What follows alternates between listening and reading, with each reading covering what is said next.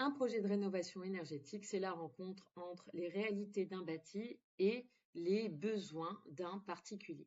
Dans Kelvin, vous avez la possibilité, dans l'onglet projet de chaque logement, de pouvoir amener plus d'informations qui vont éclairer à la fois sur les financements possibles pour les travaux, mais qui vont également pouvoir venir influencer les préconisations de travaux qui sont faites en fonction au final de ce que veut faire le particulier ou de ce qu'il est capable de faire sur son logement.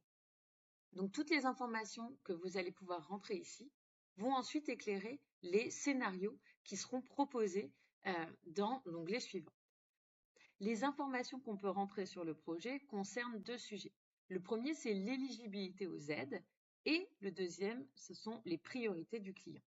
Pour l'éligibilité aux aides, l'objectif est de rapidement comprendre la couleur du ménage et donc les aides de l'État auxquelles ce particulier va être éligible. Voilà. Donc en quelques instants, on peut déterminer la couleur du ménage.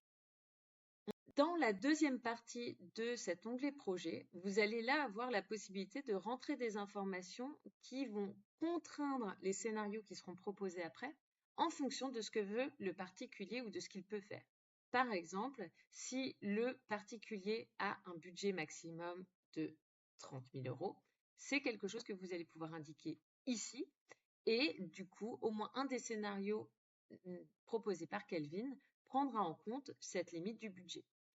Idem pour la lettre DPE, si au final il s'agit d'un logement qui va être mis en location, peut-être qu'il suffit d'atteindre la lettre D au final pour que le particulier soit satisfait. Et ainsi de suite, vous allez pouvoir aussi prioriser des travaux. Si par exemple la chaudière tombe en panne tous les hivers et que ça semble un élément qu'il faudra dans tous les cas modifier, c'est quelque chose que vous pouvez rajouter. Il y a aussi également des éléments de contexte, s'il vaudrait mieux optimiser les scénarios de travaux par rapport à l'atteinte d'une lettre, comme on le disait, ou bien de réduire sa facture énergétique. Toutes ces informations qui sont rentrées sur l'onglet projet sont prises en compte par Kelvin pour la génération des scénarios. Dans ce cas précis et selon les contraintes que nous avons mises, Kelvin affiche donc deux scénarios. Un scénario pour atteindre la lettre D, tel que voulu par le particulier, et qui préconise de l'isolation de l'enveloppe, un changement de certaines menuiseries et un changement de chauffage, le tout pour un reste à charge de 38 800 €. Et puis un second qui s'avère être l'alternative la plus efficace d'un point de vue énergétique, mais aussi sur la facture d'énergie finale du particulier, qui recommande d'ajouter une isolation du plancher bas sur le scénario pour un montant total de 42 400.